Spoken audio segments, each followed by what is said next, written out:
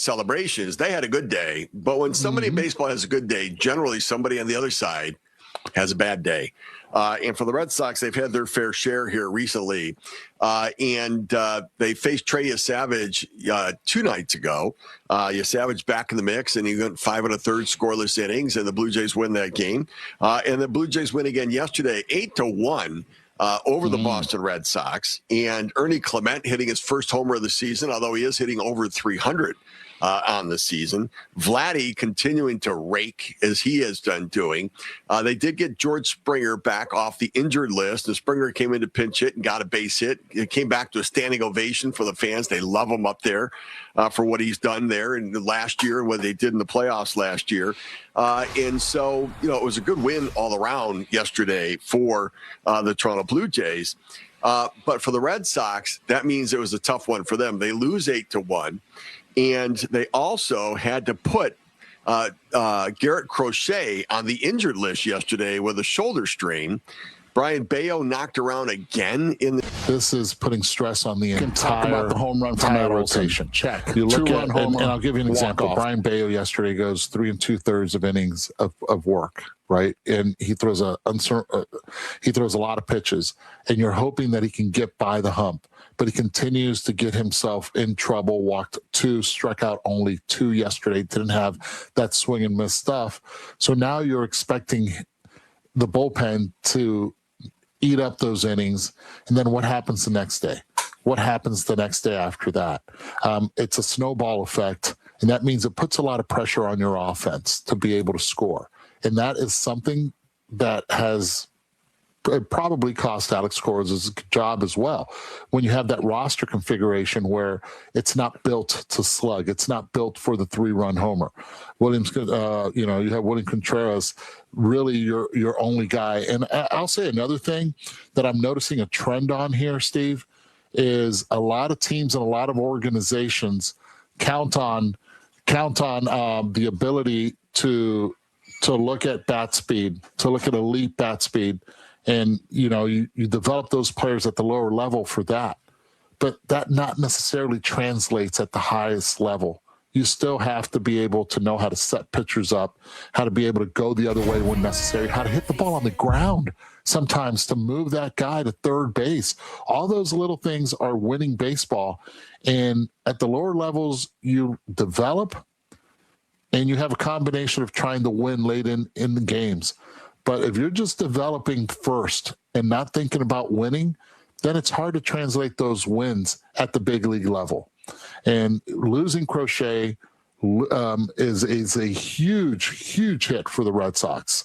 I don't know they'll be able to bounce back from that loss of injury. And let's see for how long Crochet's out as well for Boston. Yeah, now what's interesting, right? He threw 6 shutout innings his last time out. And he said he felt it during the game a little bit, but pushed through it. And then it sort of lingered between starts. And so shoulders are concerning just because it feels like the recovery is more predictable from elbow injuries than it is from shoulder injuries. And my experience has been that, when you've got a tear in the shoulder and they go in there, sometimes they just clean it up and debride it. And then sometimes they actually tack it where there's a, sort of repair the tear, but the difficulty is how tightly do you repair it? In what tension level? What was the tension level before the injury in the shoulder? And if you're going to tack it together with 1 suture or 2 sutures, how does that do it? And does it leave the same range of mobility? And so there's so many things that go into shoulders that are different than elbows that worries you. Now, listen, we're not talking about surgery yet or any point like this. And Crochet is hopeful that at the end of the 10 days, that'll be able to come back and be able to pitch. But it just feels like, man, when it rains, it pours for the Red Sox. I mean, you lose Sonny Gray. Roman Anthony's back started getting stiff on him when they weren't hitting. Now you've got Crochet going down. And just it feels like it's one thing after another. You change managers. They can't get the traction they need to get themselves going. You can't. And look, this is going to take time. All of a sudden, the team isn't going to be better because you have 6 new coaches there. I know 5 got let go, and Alex Cora. I'm adding Jason Varitek to the equation. Right. That's why I'm saying 6. And all of a sudden you expect the magic to happen. Okay, so it happened 2 games in a row, but let's not forget they also won against the Orioles 17-1 the day that Alex Cora got let go. So maybe it is the team that is the team, right? And when you have of it not being that great, I think we've had the New York Mets fans are saying, okay, yeah, do I feel sorry for you guys in the Red Sox? How about us? Right? We were expected, or we were told that we were going to be very competitive. That's what everybody thought, and we're not right now, at least in the first month. If there's a team, Steve, that has started off poorly, that can turn it around, the only team I can see doing that is probably out of the 3 teams that have, if it's the Mets, the Phillies, the Red Sox, I would have to put all my marbles on the Phillies. Yeah, me too. On this one. It's me too. You know, they have the talent, they have the skill set. Now, can they turn it around and have 5 great months? The answer is yes. Everybody else, I think they're in for a long season. Yeah, I would tend to agree. Plus, that division in the AL East with the fact that Tampa Bay is playing out of their minds right now. They do lose yesterday to the Guardians, but they still have the best record since April 4th in the American League. And you know, in what they're doing, I just think that it's going to be very tough with the Yankees and the way they're playing right now. The Blue Jays starting to come out of it, get themselves going. I think the run here for the Red Sox is going to be a really tough one unless they dramatically turn it around, and they turn it around very quickly at this point. And so as you look at that American League East right now, Eduardo, with the Yankees playing to the level that they are, with the Rays where they are, the Orioles, I can't quite figure out the Orioles, whether are they a good team? They're not a bad team, but are they a good enough team to be a playoff team? You know, when the season started, I thought, well, all 5 of these teams have a chance to surprise us and win the division. Right. They could all. You could create a story for all of them.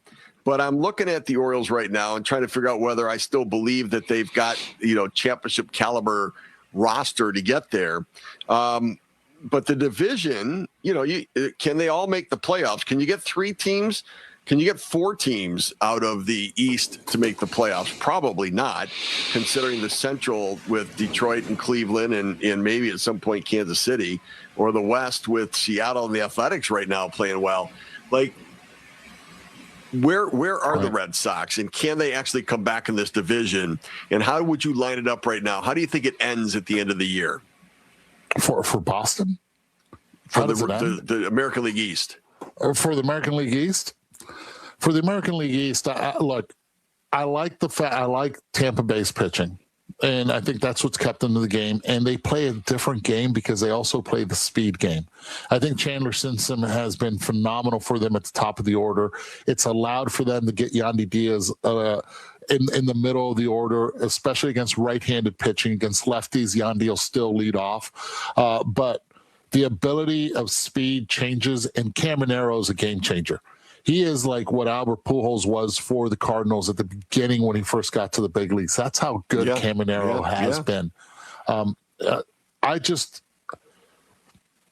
I look at the Orioles, and I'm concerned, to your original question with the Orioles, it's about their starting pitching and how long can their bullpen withstand it. They've only played a handful of games against teams that are over 500, and they've won 1 game so far against those teams. Not to say that the Yankees have been great against teams over 500. They're 3-6. They've played 9 games against teams over 500. But that's what I look at and see are those teams good enough to continue to win during the season. They got to snap out of it. Yeah, no, I'm with you on it. I tend to agree with you. I worry a little bit for the Red Sox right now that it could really unravel on them. Now, they get an off day today. And a chance to regroup again. But for the Red Sox, they are headed to where are they going? Don't forget about Toronto. Let's not forget about Toronto. That's a really good team, and I think they're going to have a monster second half. I think they're going to make the postseason. Yeah, I do too. I think it's going to come down to the Yankees and Blue Jays atop this division again, and they'll end up tied. Come down to the tiebreaker one more time. I think for the Blue Jays, now with their Savage back, soon to get Jose Barrios back in. He's progressing well with that stress fracture in his elbow. I do like the move for Varland at the end of the game, moving Varland to the ninth inning and moving Hoffman up earlier there. It's worked well, at least early on so far. It's worked well. Varland, we know, has a rubber arm. I mean, he can pitch every day. I think he pitched 11 playoff games last year, pitching every single one of them for the Jays. And so we know that he could be a factor out in that bullpen. And, I mean, they're doing this without Barger, without Alejandro Kirk right now. And Springer just coming back in off the injured list. And so they designated Eloy Jimenez for assignment. But the pitching's going to come around. At some point, Bieber has got a chance to be a factor again for this rotation. And it might come at just the right time when they need that little shot in the arm, no pun intended, to get things turned around. So, but for the Jays, they are playing better baseball right now. That's good for all of us, if you know what I mean. Wink, wink. All right. Coming back. It'll be time for the morning matchup. Our picks to click, and somebody's got to take Patrick out behind the shed and beat him down. This guy keeps winning every single day of the morning matchup. Enough is enough. Let's go, Eduardo. Get on the scoreboard in the leadoff spot on MLB